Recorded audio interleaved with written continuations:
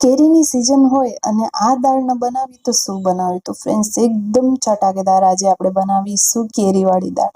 તો ચાલો બનાવવાનું શરૂ કરીએ. તો અહીં 1 કપ જેટલી મેં તુવરની દાળ લઈ લીધી છે.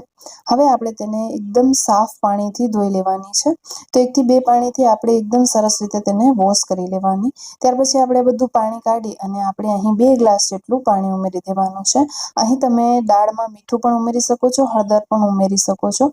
મેં અહીં સિંગના દાણા ઉમેર્યા છે. આપણે થોડા 1/4 કપ જેટલા ઉમેર્યા છે, વધારે નથી ઉમેર્યા. તમારી ક્વોન્ટિટી વધારે હોય તો તમે થોડા વધારે પણ ઉમેરી શકો છો. હવે ફ્રેન્ડ્સ આપણે અહીં કેરી લઈ લીધી છે.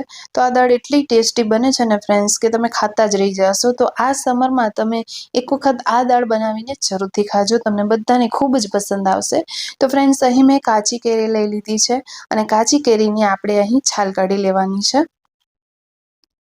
તો આ રીતે આપણે તેની છાલ કાઢી લેશું. તો ફ્રેન્ડ્સ અત્યાર સુધીમાં તમે વિડીયોને લાઇક ન કર્યો તો પ્લીઝ લાઇક કરી દેજો. આજની મહેનત માટે એક લાઇક તો બનતું જ હોય છે. તમે બધા લાઇક કરવામાં બહુ જ કંજૂસાઈ કરો છો, તો એક લાઇક જરૂરથી કરજો, જેથી હું મોટિવેટ થાઉં આવા જ નવા નવા વિડીયોઝ બનાવવા માટે. તો ફ્રેન્ડ્સ અહીં આપણે કેરીની છાલ કાઢી લીધી છે.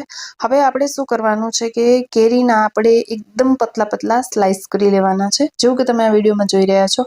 હવે આ પતલા સ્લાઇસ હું શા માટે કરી રહી છું એ આગળ હું તમને વિડીયોમાં જણાવીશ. તો એકદમ સરસ રીતે અથવા તો એકદમ નાના નાના ટુકડા કરજો, જો આ રીતના તમને સ્લાઇસ ન કરવી હોય તો. તો ફ્રેન્ડ્સ અહીં આપણે કેરીનો અડધો જ ઉપયોગ કર્યો છે, આખી કેરી નથી ઉમેરી. આના તમે અડધા ભાગની પણ કેરી ઉમેરી શકો છો.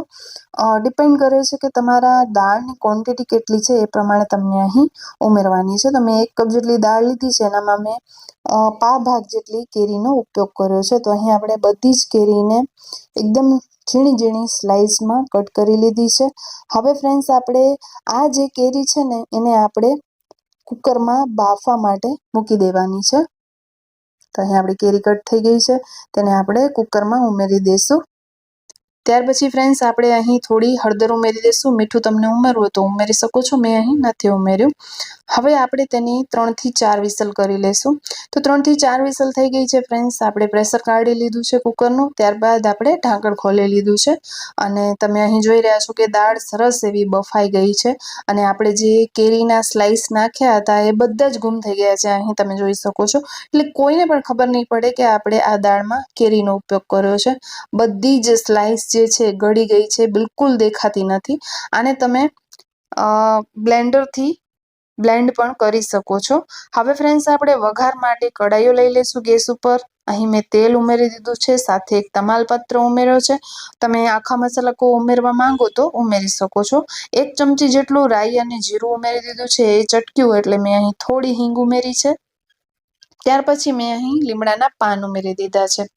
હવે ફ્રેન્ડ્સ મેં અહીં 1 લીલું મરચું લઈ લીધું છે તીખું, અને તેના આપણે મોટા મોટા પીસ કરી લીધા છે.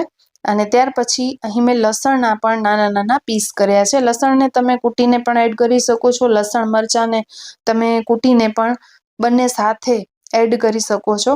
હવે ફ્રેન્ડ્સ આપણે 1 ટામેટું લઈ લીધું છે. તો અહીં તમે ટામેટું સ્કીપ કરી શકો છો. ટામેટાની જગ્યાએ તમે ડુંગળી પણ વાપરી શકો છો, કારણ કે આપણે ઓલરેડી દાળમાં કેરી વાપરી છે, ખાટી કેરી વાપરી છે. તો દાળ એકદમ જો તમને ખાટી ન જોઈતી હોય તો તમે ટમેટો સ્કીપ કરી શકો છો. અને ત્યાર પછી ફ્રેન્ડ્સ અહીં આપણે સ્વાદ મુજબ મસાલા બધા ઉમેરવાના છે. તો ધાણાનો પાવડર, કાશ્મીરી લાલ મરચું, સાથે સાથે આપણે થોડું પિંચ જેટલું ગરમ મસાલો અને હળદરનો પાવડર ઉમેરી દીધો છે. અને સ્વાદ મુજબ આપણે અહીં મીઠું પણ ઉમેરી દીધું છે.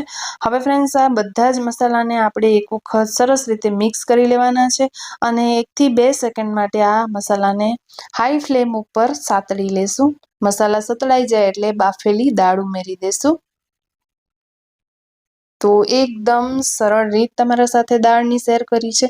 જો તમે ક્યારે સમરમાં આ ટાઈપની દાળ ન બનાવી હોય તો એક વખત જરૂરથી બનાવજો. તમને બધાને ટેસ્ટ ખૂબ જ પસંદ આવશે. ફરી પાછી આપણે ગેસની ફ્લેમને હાઈ કરી દીધી છે અને દાળમાં 1 ઉકાળો આવે ત્યાં સુધી આપણે તેને ઉકાળવાની છે. હવે આપણે કેરી ઉમેરી છે તો ફ્રેન્ડ્સ આ દાળ થોડી ખાટી થઈ ગઈ છે.